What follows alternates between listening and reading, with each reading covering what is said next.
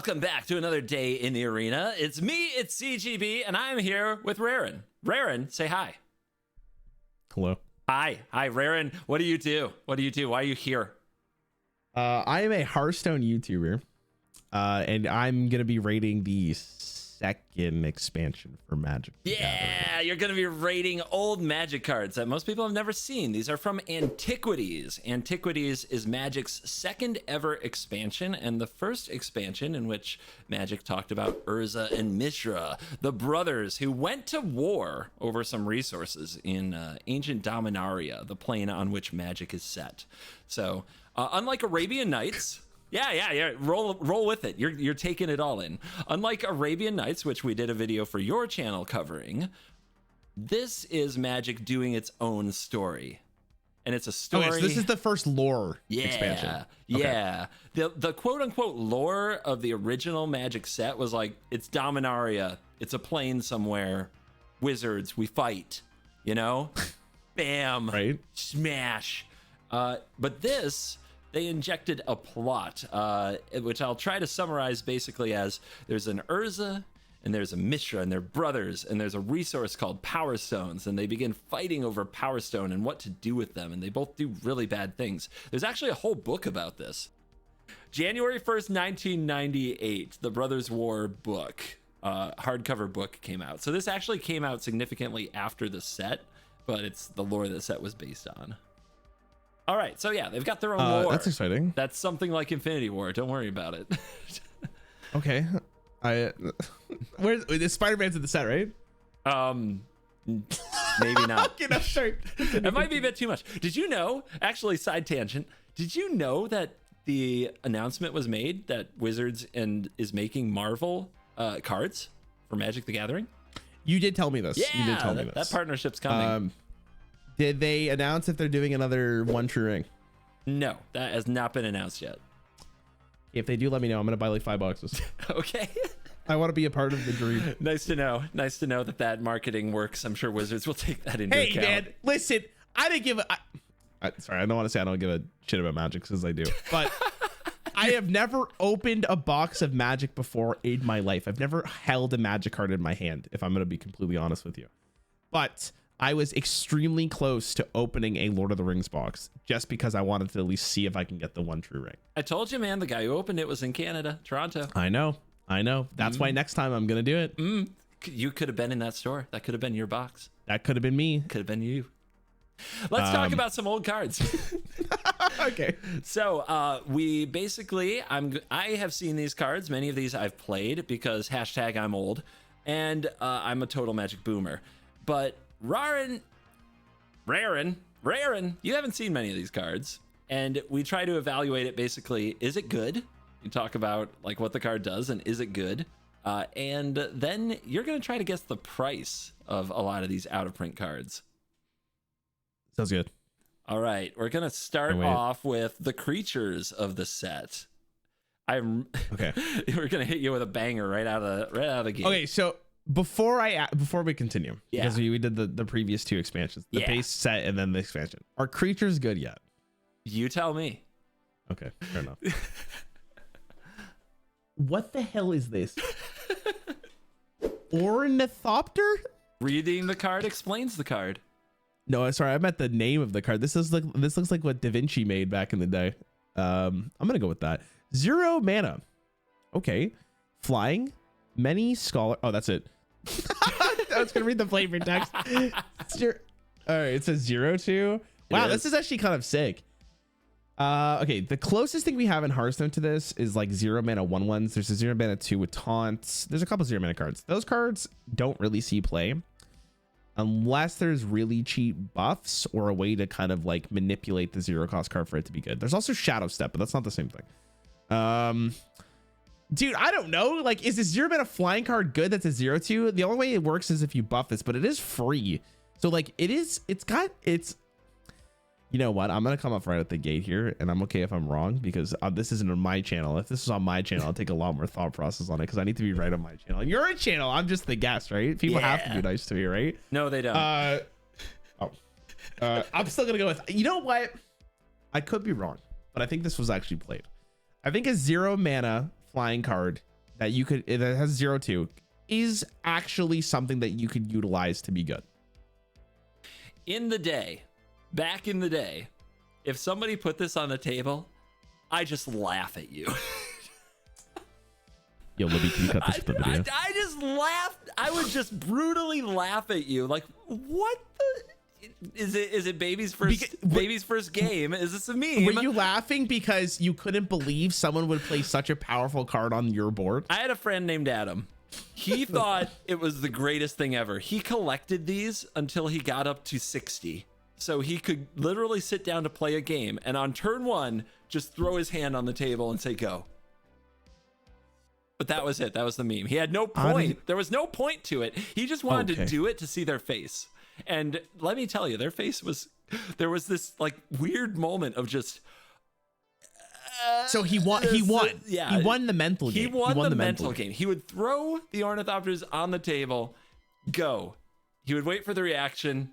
And as soon as the person started playing again, he'd be like, all right, pick up his cards and leave. It would be like he was a bit of a trickster.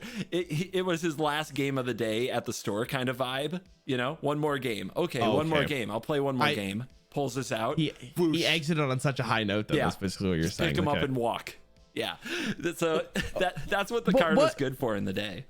Why? What was wrong with it? Like, there's no way to buff it? No, there just weren't a lot of ways to take advantage of it. But I'm going to tell you something.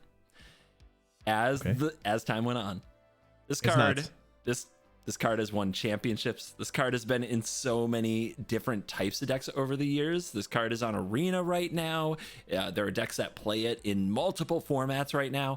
And it was because a lot of things have been printed over the years that make artifacts better. Like, just having an artifact is useful. There's a card called Shrapnel Blast. It's a 2-mana spell that's 5 damage to anything, but you have to sacrifice an artifact to cast it. And, you know, so boom, Ornithopter, 0. Shrapnel Blast, hit you for 5, you're dead. So I'm going to be completely honest with you. Yeah. I didn't realize this was an artifact creature. But see, now we're setting the tone, because everything I am showing you, this set, its theme is artifacts. Oh. So isn't that fun? I'm not showing you any colored cards today. I'm only showing you, because most of the set the colored cards were trash. I'm only showing you artifacts and lands that make colorless mana. Okay. I know. Well, I mean, isn't that I'm now weird? excited. So there was a deck called Affinity. It was a deck where like you had this card called Arcbound Ravager, and you could sack artifacts to make the Ravager bigger, or if the Ravager died, it would put counters on artifacts equal to the number of artifacts you sacrificed before it died. So like you'd sack all your artifacts and you'd put all the counters on the Ornithopter and it would fly over and kill people. There was a standard deck called Running with Scissors, which is really funny, and it's because of an old card whose name I am blanking on. Dang it. It's really funny, but it has scissors on the art. And it's a 2-mana card, and it says Enchant Artifact. This card becomes a 5/5 creature. But it keeps its abilities, so it still flew. That deck won a Pro Tour. So like 0 mana for this, 2 mana for that. You have a 5/5 flyer on turn 2. So basically what I'm hearing is I was right, but in the wrong time. You were. I just want to see your face. Wait, okay. All right. Yep. Actually, this card went on to be an absolute rock star. So this card has been reprinted into the ground. We're looking at like 14. Oh yeah, the value. I keep forgetting we do 14 printings, I think. Okay, $20. $20 for an original copy of Ornithopter. Okay, fine. $50. $50 for an original copy of Ornithopter. Wait, okay, $100. It's $650, dude. Ew. $650. Also, I should start telling you, because it's not written on the card like it is in modern times, whether a card is a common or a rare or an uncommon. So those were the 3 rarities at the time: common, uncommon, rare. It didn't really matter much what the commonality was back in the very early days, because all those cards are rare. They were severely underprinted. But Antiquities is where we start to see a larger print run. So this was a common, so it's not going to fetch a similar price tag. I should have told you that. I will take responsibility. Listen, I think even if you told me that, I would have still guessed pretty low. I don't know why, because you said it was reprinted like 8 million times. So I don't know why the reprinting of it makes me think that the value of it goes like significantly lower. But I'll learn. Eventually I'll learn. Yep, we're setting the baseline. 650 for an original Ornithopter, a common that's been reprinted. Next card. From a 0/2 to this. Oh my God. Nightmare inducing. Colossus of Sardia. 9 neutral mana. Another artifact creature. Trample. Colossus does not untap normally during untap phase. You may spend 9 during your upkeep phase to untap Colossus. Not untap. What the fuck? Wait, this has to be horrendous. Why? It's so big. It's so big. There's actually a really, I couldn't tell you the name of this card in Hearthstone, but it was 6 mana 8/8. After this attacks, it becomes frozen. When a card is frozen on your turn, it's frozen for like a whole turn, not when it comes back to your turn. So you have to wait like 2 turns basically for it to actually be playable. That card was unplayable. Like it was so bad. A 6 mana 8/8 stat line, pretty juiced up. This card is the same concept, but now you're telling me I have to pay 9 mana each time I want this to untap? Bro, this is the worst card I think you've ever showed me. There is no way this is playable. I swear to God, you better not tell me this is playable. It's bad. This card is so terrible. Okay. But at the time, so bad. This was the largest creature ever printed in Magic. Like a 9, and little Dannies, let's say, might have lost their mind at the sheer concept of a 9/9 trample. Listen, little Danny, I think I completely agree with their standpoint, right? Because it's like, man, like that's so big. How could it not be good, right? Or how can it be bad? Yeah. Here's the thing, though, to Danny, and I don't disagree. Paying 9 mana to swing each time. Yeah. Are we smoking? Or are we? Little Danny was stupid. Little Danny was a moron. Especially when you look at early Magic, like there were cards in the format that for 1 or 2 mana just immediately kill any creature. Or Yeah. artifact. I don't even have to think about removal. Yeah. I was just thinking about the fact that you got to spend 9 mana to attack. Yeah. It's horrible. And if you block, you have to spend 9 mana to untap. Dude, oh my God. But in the day, people were excited. Like they saw this card and were like, "Oh shit!" You know, it's like you know what? I agree with you. I would be pretty excited if this was the biggest card in Magic. Like we get cards in Hearthstone that are like a 4 mana 16/16. And we're like, holy shit, that thing is insane, but it's unplayable. Look at him. He's at the rock concert. You know, he's got the whole crowd doing the wave. Like, You sure that's a rock concert? I feel like it's a cult ceremony. No, it's a rock concert. I've been to plenty. He's a star. So, financial review of Colossus of Sardia. Let me give you some facts. It's a rare. Okay. Right. It has been reprinted many times, about 9 or 10. Okay. So how much for, at the time, the largest creature in Magic original printing? Because it's the first and biggest creature, I'll go with $300. $300. I hate that you say it like that. 300, 350. $45.47. Me, dude. You a Colossus of Sardia. Come on, it's bad. You said so. Yeah, but you said it's a rare. It is a rare. Right, and it's an old. Rares are worth a penny these days too if they suck. I wish you showed me this card first because it's fine. It's fine. We'll get the next one. What I love the contrast. The Ornithopter is such a better card. It's such a better card. Okay, I'm over it. I have no excuse. I was gonna try to cope my way out of this, but whatever. I am really excited to show you this one. There's also a little bit of context. I'll let you fill in the audience on the context from maybe other videos. Okay. You want me to fill in the context for this? I would love for you to, but read the people the card first. They need to know. All right, so this is Millstone, 2 neutral mana, 2 mana to take the top 2 cards from your target player's library and put them in the target player's graveyard. The reason I know about this card already is because you didn't know I knew about this card until we started this call earlier. Yeah, but I did a video on my channel which was looking back on older Hearthstone content creators reviews and seeing what they rated cards at the time, and then we like kind of just like had a good time laughing at like at how good the card actually was. You roasted them. Okay, well, it's not roasting. It's You like politely them. like I'm laughing with them, not at them. Okay, calling you out as a roaster. Anyways, one of the cards in the reviews was called Gnome Fatu, which is a card in Hearthstone that's a 2-mana 2/3. Remove the top card of your opponent's deck, and at the time, the creator Trump compared it to this card, Millstone, and this card was notoriously really bad in Magic because of the fact that you can have 4 legendaries in your deck. You have a way bigger deck. You can just discard lands. So even though like if you deck in a Magic, the game's over, it was still considered really bad. So he was reviewing Gnome Fatu from that perspective. Gnome Fatu actually ended up seeing play in Hearthstone, so it wasn't awful. But I know how bad this card is. It's horrible. This card is horrible. Card's horrible. Your rating is that this card is horrible. Yeah, are you gonna tell me it's not? I'm just making sure for the record. We're on shut the hell up, it's bad. I mean Trump, you're the one who roasted his review. What if he was wrong about this card? Listen, I'm not roasting his review. I don't know why you're putting it like that. I was just okay. Anyways, regardless, he said in his review for Gnome Fatu that this card was bad. And he's right. Yes. Okay. And listen, I don't know why you're making me second guess this. You're not going to make me second guess this. It's bad. We discussed this earlier. What are you talking about? Unless hold on.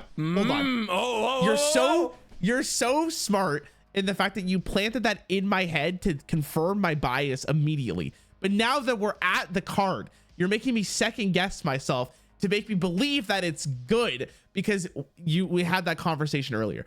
I'm not falling for it. It's bad.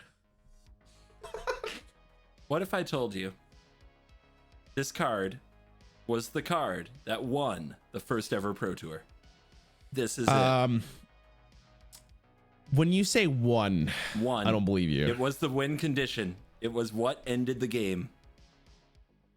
Okay, but does that mean that it was the win condition for the deck that won? It was a blue-white control deck played by Michael Lecanto that was designed to shut down the opponent's game plan, blow up everything they ever played, counter everything they ever did, and then this was how they won, because when you have an empty deck in Magic, you lose the game. Yep. It was. Yep. This was the win con. The official win con in the very first Magic the Gathering Pro Tour winning deck. Now, that said, you're right. This card sucks. The emotional roller coaster I just went on for that. This card was reprinted several times. As recently as 6th edition, saw 0 play. But this card, I wanted to show you this card. I wanted so badly to talk about this card. This card set, we'll call him Little Danny again. Little Danny is now a character in our videos of a much younger Magic player who may or may not be somewhat similar to yours truly. Just somebody I'm very aware of their exploits. Little Danny was at that first Pro Tour, watched those finals. And Little Danny had never found his place in Magic. You know, sure, creatures are cool and that's great and trying to figure out how to beat each other to death. But oh my God, Little Danny was never the fastest.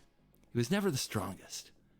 But man, he could hang in there. He could take your best punch, wear you out, and outsmart you in the end. Take all that you had to throw at him and still win. And that to me is what control decks do. They say, come at me, bring it. And this was like the win con in the first true control deck. You know, just no creatures, no damage. Forget it. Come at me. I'm not going after your battlefield. I'm focused on your deck. I'm going to take everything you have from you.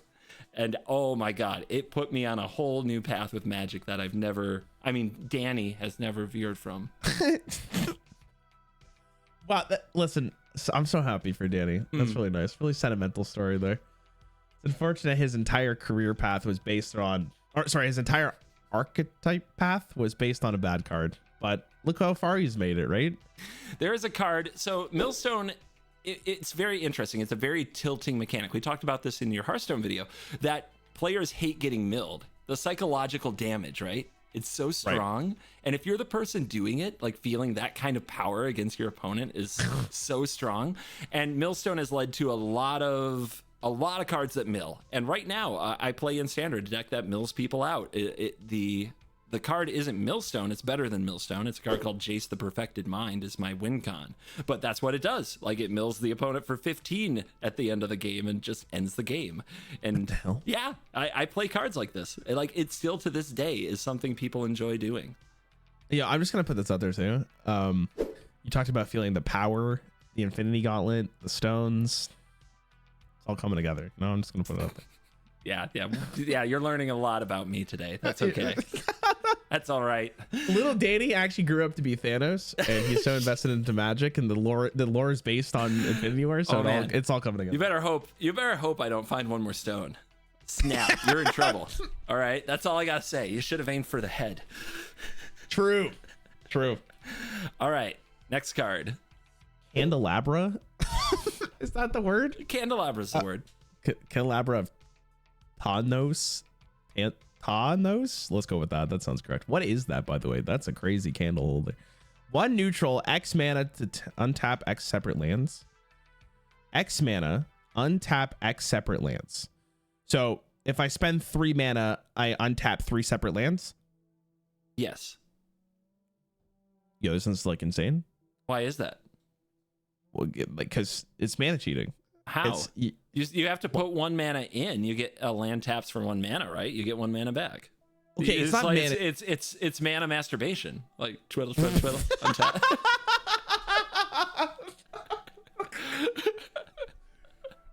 It's mana refreshing. Refreshing. That's what you call it? I'm going to refresh. I'll be back. Give me 5 minutes. Holy shit. I need a good refresh right now. That's crazy. I'm gonna start calling it that. I just mana masturbated and now I can have 10 mana again. Okay, that's it's gonna flow so perfect. Anyways, this kind of effect can be really good for a combo turn when you need all that mana. Now, I'm basing off a card in Hearthstone called Twig of the World Tree, which is a card. Well, actually, I guess it's not really the same thing, but it kind of does the exact same thing here. It's a card that says you have to attack 5 times, but the death rattle of that weapon is set your maximum mana to 10, and you get all the mana crystals. So with Druid, you played on turn 4, you attack 5 times, you attack 4 times, and then on turn 10, you go weapon. You use your mana, you attack with the weapon, you get all 10 mana back, and it's like you spent the 4 mana earlier, but you get the 10 mana back now. This is almost the same concept. Almost. It's worse though, right? Because you still have to spend mana to untap the lands. So you're not really refreshing mana, but you get to like pick the lands that you want to refresh because maybe you need a specific color. Now that I bring up Twig of the World Tree, I think Twig of the World Tree is just an infinitely better card. Now that I say that out loud, I'm really glad I brought that up. I think this card's now bad. Why would I want to mana masturbate if I'm just not gonna be able to, ejaculate? Blue ball yourself. Yeah, I'm literally like blue balling myself. There's no pop off, right? That you're just there. You're looking like a fucking idiot. No, it's bad. It's bad. Okay. This isn't what you don't want to do this. Not at the table. Not at the table. Completely, within the context of 1 mana taps for 1 mana. You're right. This card doesn't really do anything. That's the interesting thing about it. A card that almost does nothing. Right. But what if there were lands that tap for more than 1 mana? See, then that's mana cheating. Refreshing. Now you're getting the pop off. Mm-hmm. So if there's lands that let me nut, this card's good. We'll just keep it at that. We'll say that's correct, and maybe we can revisit it a little later. How about that? What? Maybe we'll just put it on the side. But for fun, let's do a little review of the price. This is a rare. It was only printed once. It's on what's called the reserved list, which means they'll never reprint it. Oh, so that has to mean it's good. God, kind of been wrong on both of them so far. But it has to be worth more money, right? $550. $799. Okay, you know what? It's not the worst guess in the world. No, it's not a bad guess. You went higher than like where we've been on any other card so far. So I think that's the right instinct. You get credit for the right instinct. You're paying $750 to just touch yourself. That's crazy. Magic players, if there's one thing you know, if it's the right vibe, they'll pay any amount. I don't want to be at that table. You just light you light a couple candles, you put them in your candelabra, and you get nice and comfy. You know how it goes. Oh, this is a card game, right? Yeah. This is a family channel, actually. I don't even usually swear. Like you're kind of breaking the mold already. I'm sorry. You didn't tell me I wasn't allowed to, so I'll keep it under wraps. Nah, dang nabbit. It's fine. They can handle it. It's average age over 30, and yet I don't swear. You're a family man. They appreciate it. Mishra's Factory. What is this in a tree? What's going on here? I don't know. I don't know. This is a land. So tap Mishra's Treehouse. I don't get what. Well, you aren't you? This is a part of the Infinity Warlord. So I don't remember this. Maybe I got to rewatch those movies. Tap to add 1 colorless mana to your mana pool, or give any assembly worker +1/+1 until the end of turn. 1 neutral mana. Mishra's Factory becomes an assembly worker, a 2/2 artifact creature until the end of turn. Assembly worker is considered a land as well. Can I attack with the 2/2 the turn it's transformed? You can the turn it's transformed. You can't the turn you put this into play from your hand. Okay, so this has summoning sickness, like, per se. Mm-hmm. Because it comes in tapped. It It does not come in tapped. Oh, it doesn't come in tapped. Okay, so there's summoning sickness. Summoning sickness is land, I guess, is what I'll describe it. Okay. Tap 1 on the color. I mean, that seems like it's pretty freaking good, right? I'm kind of down for it in the right deck. I kind of like the fact that you just get a worker that's a 2/2 that can attack. It's kind of annoying. It's like chip damage. It doesn't block, but it potentially just causes your opponent to have a little bit of an issue if you want to spend your mana. It's like versatile mana that allows you to spend it if you have nothing else to spend it for. And I think that's pretty great. So this card's probably was good. This card is the first ever creature land, a land that can turn into a creature and go attack the opponent. And it would go on to be a very popular thing in Magic. There are 10 creature lands at least. There might even be another, like a cave-based one. There might be 11 creature lands in standard legal right now. Creature lands end up popular in a ton of formats. And this was the very first one. The concept alone was very unheard of back at the time. And it did take people a little while to figure it out. But yeah, this card is awesome. Mishra's Factory would be a win con in World Championship level decks. Let's go.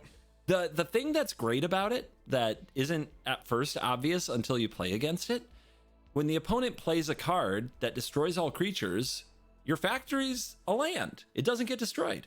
So they clear the board, or you clear the board, and then the next turn you activate your factory and attack with it on an empty board. You know, it's like they can't get rid of it easily. That. Yeah, they can't. Yeah, it's hard to kill. I didn't consider that. It's very hard to kill. I actually remember in the base set you showed me a card that interacts with lands, I think. Yeah.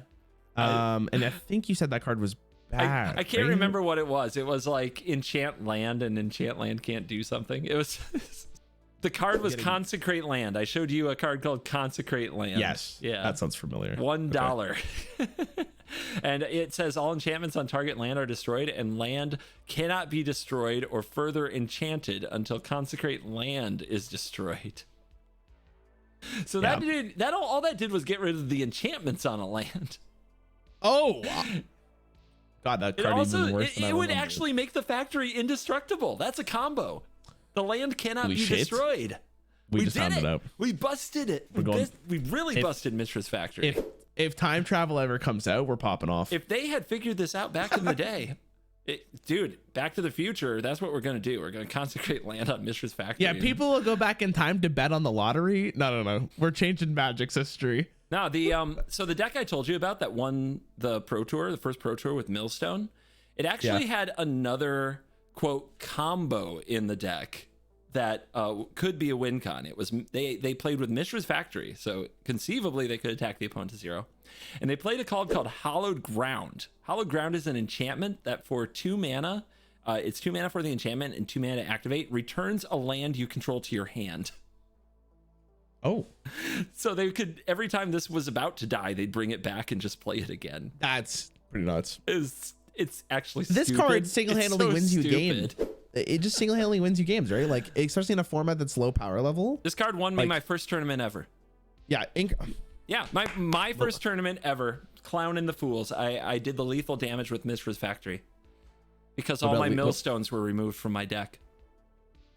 Holy shit. My opponent played a card that removed all my millstones from my deck. I had to beat him to death with these lands, but it worked. Hey, man. Yeah. It just shows you how useless Millstone is. Shut up. Okay. I will tell you, those finals are one of the most favorite moments of my life because I had never won a game with Mishra's Factory before. It was in the deck. I'd used it to like block a few times, and when my opponent resolved this card, and I might ask you about it later, so I'm not going to say the name of it. When my opponent resolved and used the card, it exiled 3 cards from my deck, and he grabbed my millstones, and I thought the game was over. I was like, I have no chance. No chance. Yeah. But I beat him to death. And then beat him to death with Mishra's Factory. What a beautiful story. They stole my cards and then I beat a man to death. Magic the Gathering has some great stories. I turn into the guy from Home Alone. Like when like Magic is going bad, I like scares a freaking I get you. I get you. We've all been there. Oh my god. Yeah, like that. Something like that. It's fine. Card games are remind great. me to not play Magic with you. You got me fucking scared of it. I don't want to play Magic with you. I specifically don't want to play Magic with anybody I know. I'll play Commander with my friends because the vibe is like I'll play Commander with you. Shell. I don't want to play 1v1 Magic with anyone I know. So I get you. It's probably the best. I just get too into it, man. And you'd think I'd be over it after like 30 years. It's just, hey man, you're a gamer. You're about it. I understand. Yeah, exactly. I get it. So yeah, I mean, if you're sitting across from me, I'm gonna beat you down with this Mishra's Factory. I'm gonna smile while I do it. I'm gonna be such an asshole. Did we talk about how much Mishra's Factory costs? An original Mishra's Factory? No, we did not. We did not. I'm gonna take a fat guess right now. $875. Don't you want the context? Nope. That's 100% accurate. Okay, but I'm gonna now list the context, and we'll see how your facial expression changes. So this was an uncommon. This has a trait that very few cards. It was new at the time, very new at the time. Okay. They made 4 different printings of this with different art in the same set. So it's uncommon, but it's an uncommon 4 times in the set. Oh, okay. The version I showed you is, just to scam you, the cheapest. This card has also been reprinted 7 times. Okay, so $800. Let's go with like $450. I thought you were gonna get it there for a second. 44. 44.60. But $44.60. $44.60. Oh, I thought you were saying 4,000. I was like, wait, whoa. No. 40. Okay. Yeah, I'm way off. Just getting your attention, checking if you're How if you're paying the fuck attention. is the last card more money than this card? I don't know. But I mean, actually, I do know.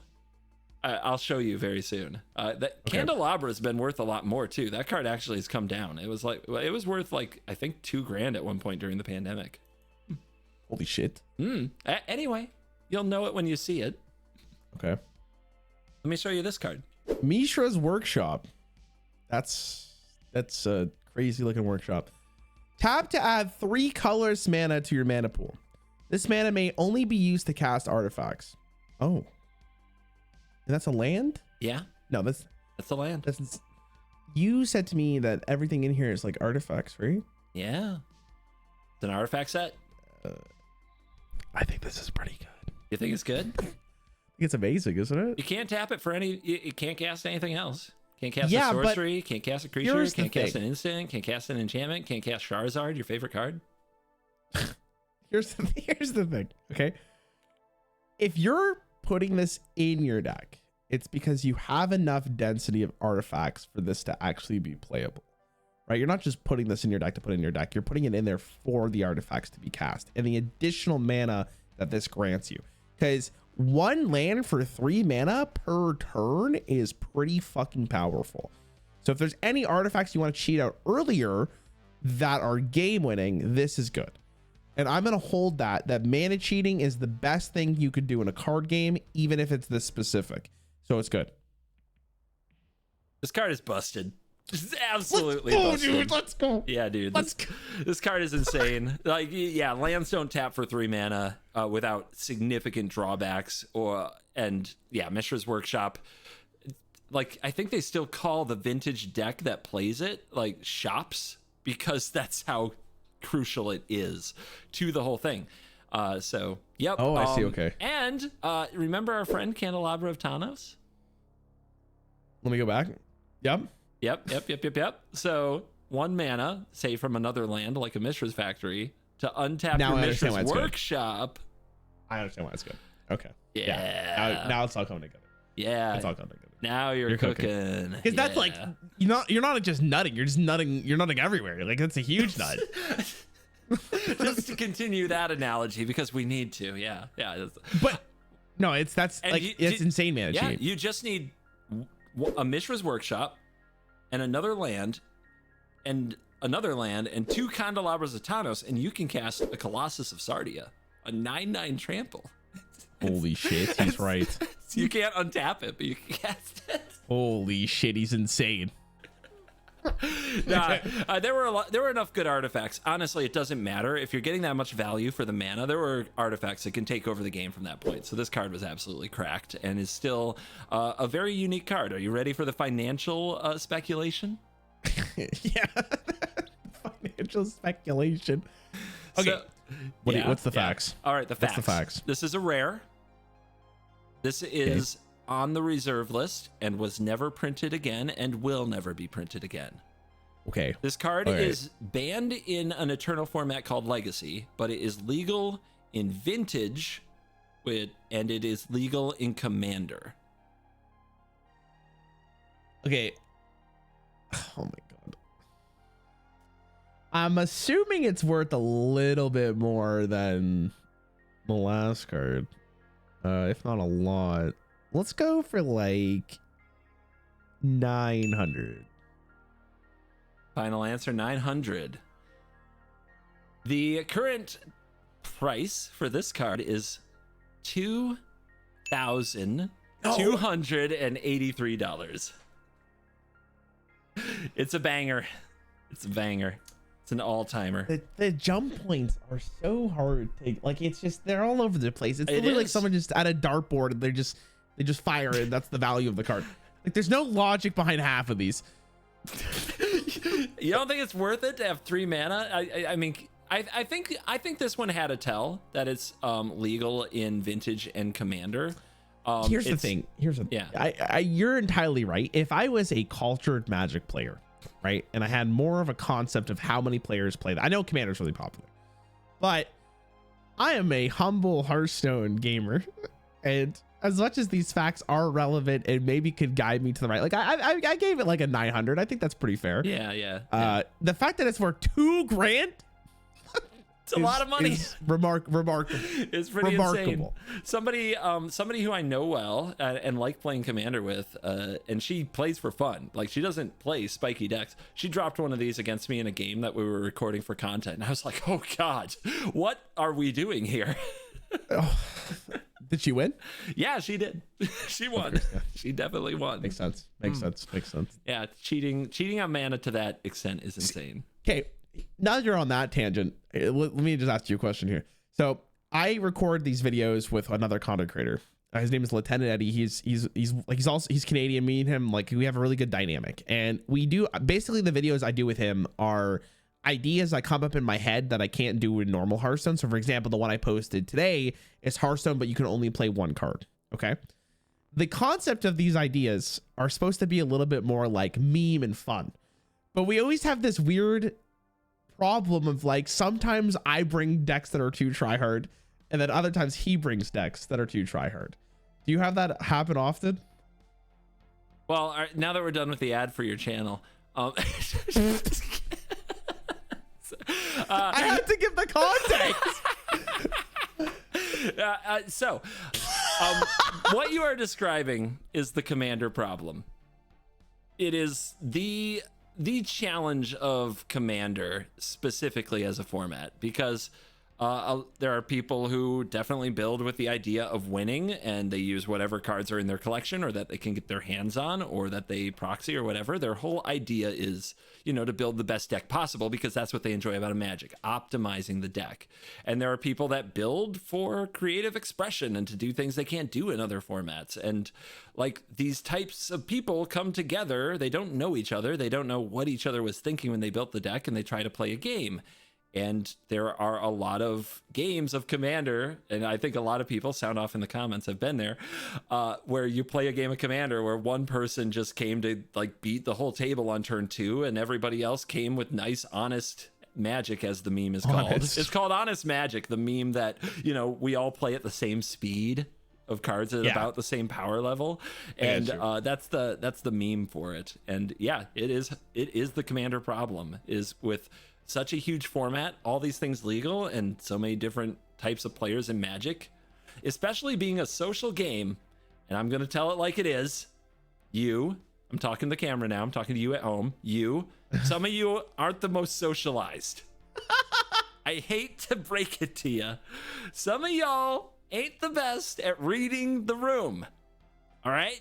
So it happens quite a bit that, somebody who seems fine, quiet dude sits down at the table with you, and then you all shuffle up, because imagine the investment of a Commander game, right? There's 4 of you, there's singleton decks, you build your deck all week, you sleeve it up, you drive to the game store, you shuffle up, you all draw your good opening hands, you start your turn progression, and one of you takes all the turns in the game and takes all the time and does all the actions, and everybody else does nothing, and then it's over.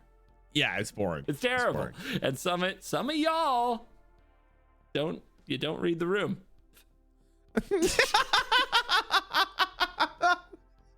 I'll show you a new card. How about that? Yeah, that sounds like a good idea. Strip Mine. Tap to add 1 colorless mana to your mana pool, or place Strip Mine in your graveyard and destroy 1 land of your choice. Oh my god. No, that's insane. Yeah? That is good. Hold on. Destroying. Okay. Adding a colorless mana to your mana pool is good.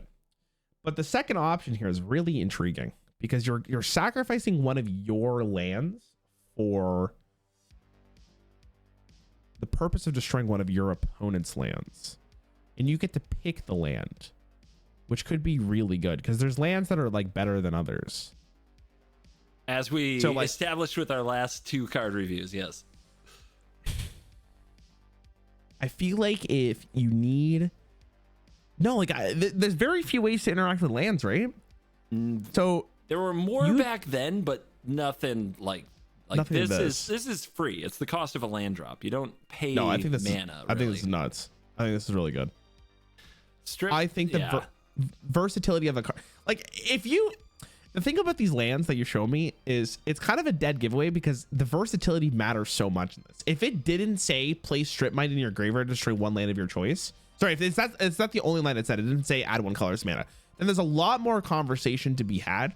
But these remind me of a keyword in Hearthstone now called tradable, which is all these tech cards have the ability to pay 1 mana to shuffle it back in your deck and draw an additional card, right? So when you need that tech card, you'll just draw it later in the game, because you don't need it now. You can just trade it for 1 mana and get a different card, and it makes all of these tech cards so much better. And this is the same principle, right? I don't need to use the Strip Mine to kill one of your lands yet. I could just use it for mana, and the second I actually need to, then I'll just do it. So it just ends up being a much better card. And this is even better because it's just on your board giving you mana rather than you paying 1 mana to draw a card. So it's insane. It is insane. This card is absolutely busted.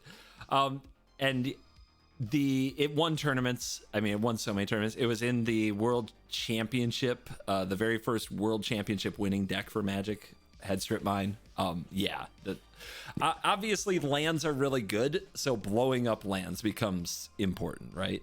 I also really want to point out here, this is like one of the first times that I've seen a Magic card, and I really appreciate the flavor that they went for, because if you strip mine a piece of land, you're destroying it, and I think that's really nice. Thanks for listening to my TED Talk.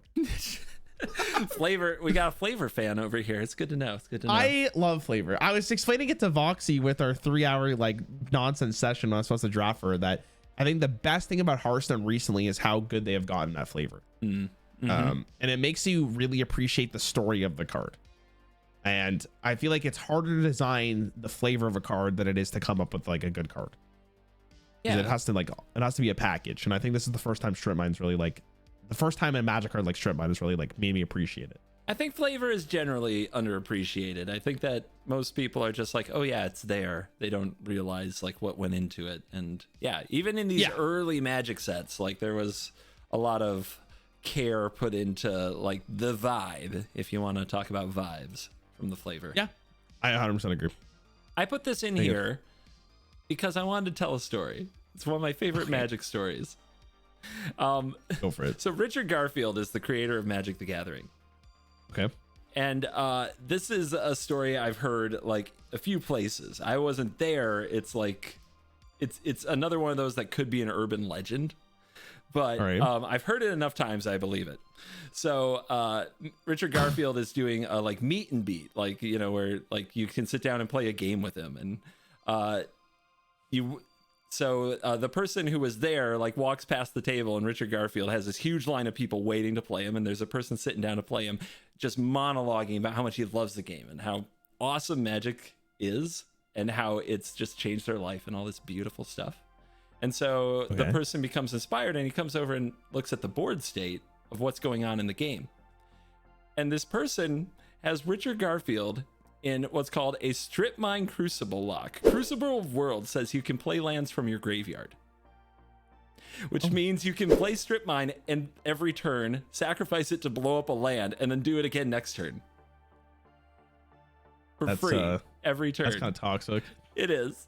It's so horrible. And he's got the creator of the game with a huge line of people waiting to play him, locked in a Crucible Strip Mine lock. That's actually really funny, though. And just monologuing at him about how great his game is. Monologuing him. That's pretty incredible. What did the creator do? He just took it? He's just waiting? I try to picture, I am not nearly on the level of a Richard Garfield. I am just a content creator, but I picture if I'm doing an autograph signing at a convention and somebody like sits down and plays me and Strip Mine locks me while monologuing, what would I do? There's nothing I can do. I would probably say sassy stuff and just try not to boil over, because again, it's like the most wholesome, beautiful monologue combined with the most it's a weird dynamic. Yeah, with the most toxic possible gameplay. it's actually the perfect play. It is. That's peak perfection. Like, what can you do? What can you do? Holy shit, that's pretty funny. So yeah, that's pretty funny. I wanted to tell that story. I thought that was one of the funniest things I've ever heard. All right. So, price review. Strip Mine. Let's give you the facts. Okay. Uncommon, with 4 different printings in the set, just like Mishra's factory had. Okay. And has been reprinted 6 times since. It's not on a reserve list. It's not on the reserve list. Okay. It is, because I think the reserve list seems to matter quite a bit. It does. I'm gonna go with. Oh, sorry. Go for it. It's banned in Legacy, which is a format where you can play 4 of old cards. It is restricted in Vintage, meaning you can only play 1 copy of it in Vintage, which is for all cards of all time. It's legal in Commander. Let's go with $650. $650. Yeah. $45.70. I don't know why I don't know why it's that pricey either.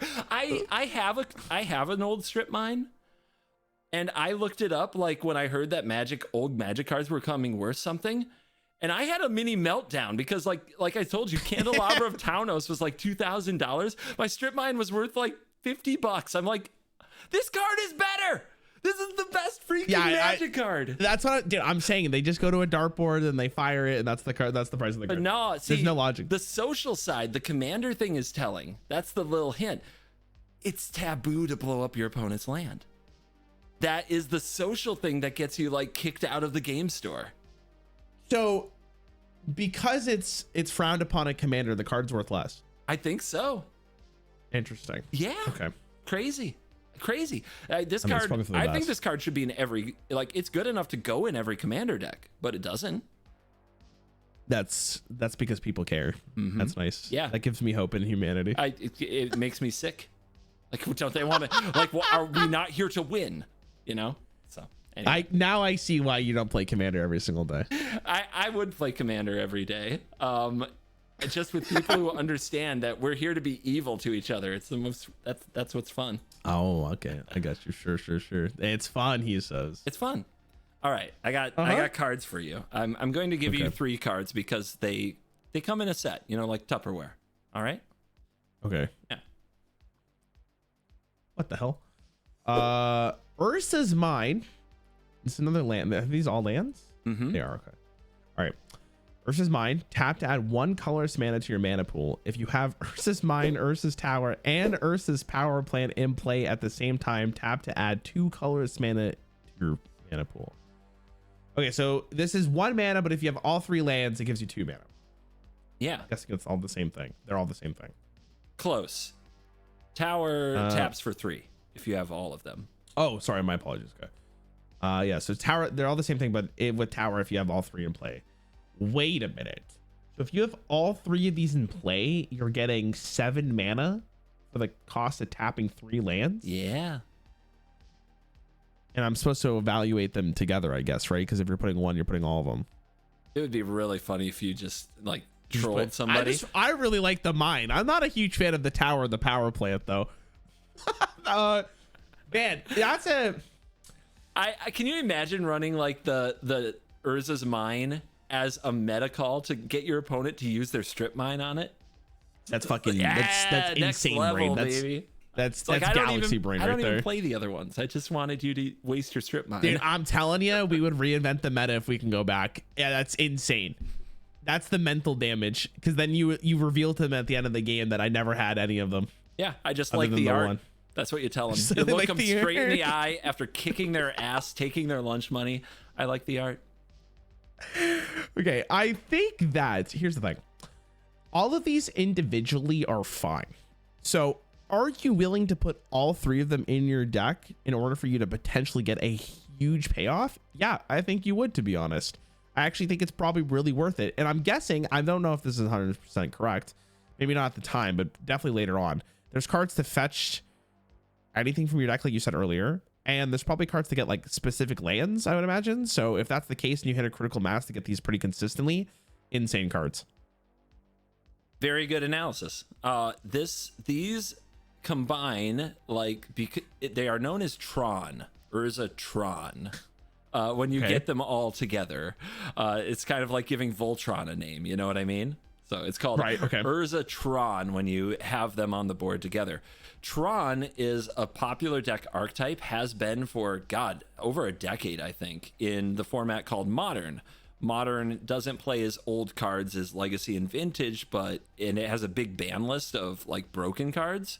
And in Modern, Tron is like a beloved deck. Modern's a super popular format, by the way. If you hear about a deck in Modern, it's a big format. It's not quite Eternal, but it's a big format, and like a lot of people play it. So saying it's a good Modern deck means really popular in Magic terms. And it's been like that for a decade, which is kind of unheard of. Not many decks in Modern have been around that long. And it's really bizarre because Tron has won tournaments in the past, and it was competitive as recently as last year. The One Ring was a card that got printed in the Lord of the Rings set, legal in Modern, and it got played in Tron. It gave new life to Tron, which was really cool. So yeah, the Urza lands, because you can tutor them and because you can hit 7 mana on turn 3 from them, have stood the test of time as a very iconic piece of Magic the Gathering. That's beautiful. It is. It's beautiful. Inspiring. Very inspiring. Yeah. So, Very inspiring. financial review Oh God. of the Tron lands. Oh boy. How do we do this? We can do them as a set. Like, how much does a set? All three of them together. 3 of them cost you, yeah. All right, let me give you the facts of the Tron lands. Uncommon. All right. In Antiquities, each of them had 4 printings. Okay. It has been reprinted. How many times? 3 times? Nope. 1, 2. Oh, we'll go with 3 times. They're talking about like 4. They're counting foreign printings as separate. Not important. It's been reprinted 3 times. It is legal in Modern, Legacy, Vintage, and Commander, and even Pauper, which is a format where all rares are banned. Okay. So, a set of Tron lands from the original printings in Antiquities. There's so many formats it's in. So I'm reading this as all together. Mm-hmm. Let's go with $1,700. $1,700. Yeah. What if I told you you could have a set of these incredibly powerful and popular lands for $67? Holy fuck. I give up. Stop asking me how much they're worth. I'm just gonna say $1. The same. I mean, I wish I could send you out on a high note. Magic finance makes no sense. There are people who make a living of it, like they make Magic the Gathering finance content. It doesn't make sense to me. I have no idea. I would be terrible at this. They're just professional dart players, right? Yeah, I play the game. I play the game full time for a living. I probably wouldn't get this if I weren't on this side. If I were on your side of things, I would be off on these numbers. Like, it doesn't make sense to me. It's like, also, I play a game that doesn't have any like monetary value with it, right? It's just pixels on your fucking screen. So it's hard to like really gauge what cards are worth, especially these super rare ones, because you would think like at 20 plus years they would be worth so much more, like for an original. So I don't know, it's really hard to gauge. Rarran, the monetary value in Hearthstone is the noobs we smash along the way.